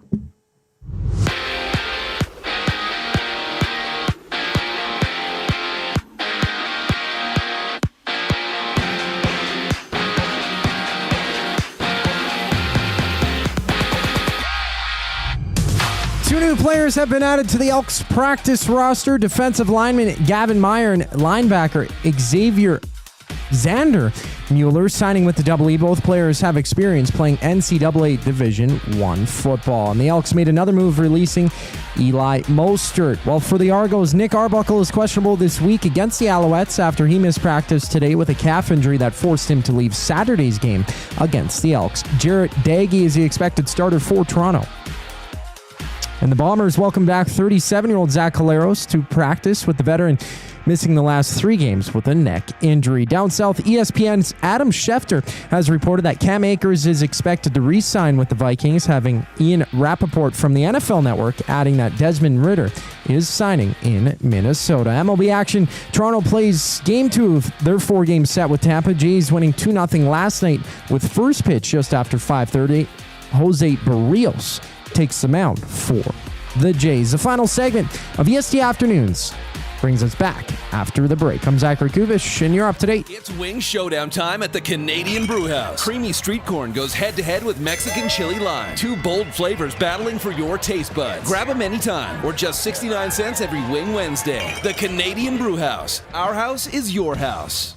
Running your own small business takes courage, and as it grows, so does your team. That's why Alberta Blue Cross offers health, dental, life, disability, and wellness benefits designed for small businesses, because we know a healthy team means a thriving business. Join over 5,000 Alberta businesses who have chosen us to help their business grow and succeed. Alberta Blue Cross takes care of you and your employees, so you can take care of your business. Visit ab.bluecross.ca to find a plan that's right for you.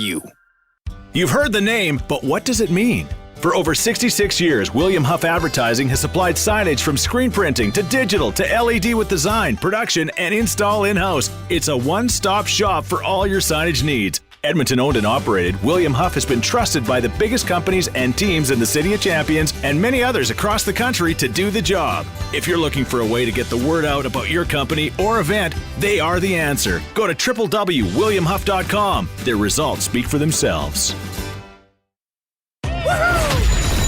The leaves are turning, and just like golf season, time is running out to get in on Play Alberta's biggest offer ever. For a limited time only, new players can get up to a $1,000 casino bonus when they sign up. There's never been a better time to join the fun. Visit playalberta.ca today to get started with casino, sports, and lottery all in one app. Must be 18 plus to play. Remember, if you gamble, please use your game sense. Your home for live music and great performances is the River Cree Resort and Casino. Just wasting gas.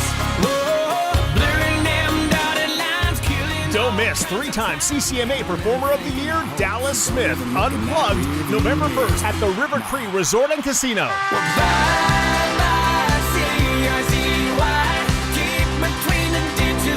Get your tickets at rivercreeresort.com. River Cree Resort and Casino.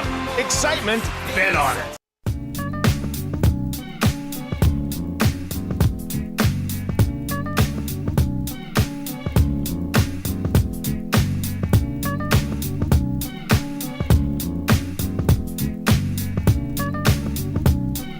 Now that's some good tunes right there, taking me back to some junior high school. Hey, Mr. DJ. You remember that song? No. You're not having it. Hey, Afternoon Inbox presented by the River Cree Resort and Casino. Check out their Tap 25 restaurant where the entire menu is 50% off 7 days a week from 2 to 5 p.m. Some sad news in Hollywood, Joaquin. Legend Robert Redford has passed away. That sucks. At the age of 89. That's a good life, Joaquin. Yes. Yes, it is. I was telling you I hated him in Indecent Proposal because he screwed over Woody. Yeah. And I'll be honest, I haven't watched a lot of Rob Redford movies. I know he's a legend. There's that meme of him going like, yeah. I didn't know it was him. I thought it was the guy from The Hangover. Yeah. My father-in-law looks like him. Oh, right? Is that right? So if my father-in-law, if he walks around somewhere, they'll think Robert Redford's still alive. If you look at him real quick, well, he looks exactly. Hey, like what's he doing in Edmonton? Yeah. Any memories of favorite movie? I guess. I remember Sneakers. Sneakers was great. Love that movie. The Spy Game I liked that with him. The Winter Soldier. Oh, okay. He was one of the heads of Hydra, which was kind of cool to see him in that movie. Yeah, man. He was ladies' man when he was young, eh? I like it. And he aged, like he got better looking with age, you know? He, like a fine wine. Yeah, you know? he aged naturally, right? So, and huge, like he started the whole Sundance Film Festival, right? Oh, he's the one? He started okay. that. I didn't know that. And so, yeah, that's sad. God, we're getting old. Hey, when the Zuzu says All of the President's Men is his best movie. Yeah. Never even heard of that one. Hey, we got 102 watching. Mm-hmm. Just so, make us look good walking into the Estes. If everyone go in and just hit that thumbs up real quick. Yeah. And we can crow about it later. We're not, the boss is not happy with us. So, please, let's get close to 100. Come on, guys. What was I going to say? Gals. I forgot what I was going to say. Well, how about I tell you this while you shoot? 47 years ago today, Wayne Gretzky attended his first professional hockey training camp as a member of the Racers. Really? Yeah. How cool is that? Who are the Racers? Indy Racers. Oh, Indianapolis. Oh, right. Yeah. They were called the Racers? Yeah. Oh, that's good. I already told you it was National Guacamole Day. Did you know that on this day in 1984, Miami Vice debuted on NBC? Oh, what a show. I loved that show. Crockett and Tubbs. On this day, did you ever wear the Miami Vice outfit when you went out? I was draped in linen, man. Just white with a fluorescent. Yeah. On this day, 1985, G.I. Joe, a real American hero cartoon series debuted. Another classic car. I would race home, full sprint home to watch G.I. Joe. I love G.I. Joe, man. Oh, okay. I had all the figurines. Oh, yeah. The little ones. Cobra. Remember, they're like $5. Oh, yeah. Oh, and there was like hundreds of them. And Snake Eyes. Snake Eyes was great. Who was the Zoltan was the shapeshifter? Destro? Was he the metal face? Yes. Yeah. That was good stuff. Man, I almost said a bad word again.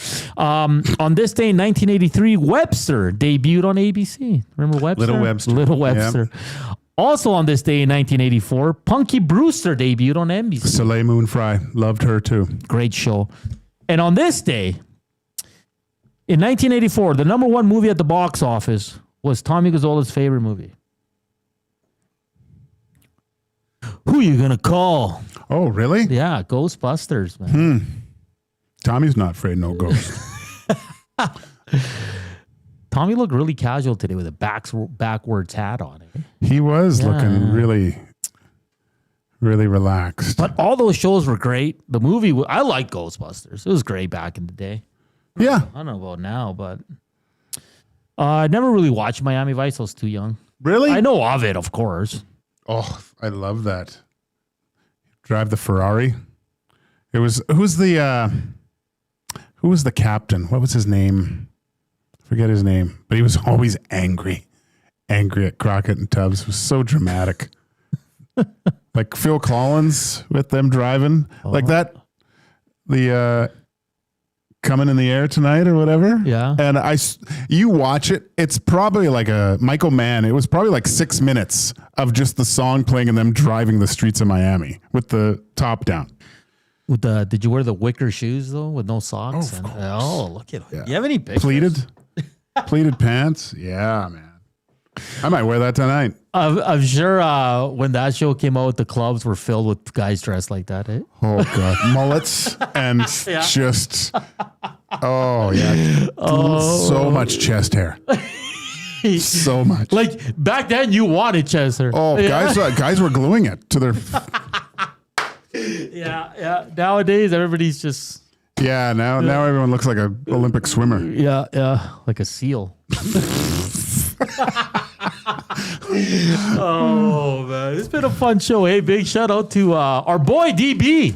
Dennis Bernstein. Great breakdown on the LA. Oh, that was awesome. If you missed that, go back and listen to Dennis. Great breakdown of the Kings this year. says it's probably going to end up the same. I would. He's not confident. I'm pretty sure that's how it's going to end up. Yeah. In the Pacific, 1, 2, 3 with Vegas, LA, unless something really drastic happens here. You can't. Dustin Wolf, MVP season. Oh, he would need to win the Hart. Or not only Dustin, what if Demko bounces back? Demko can take that team to the playoffs by himself. He's gonna. No.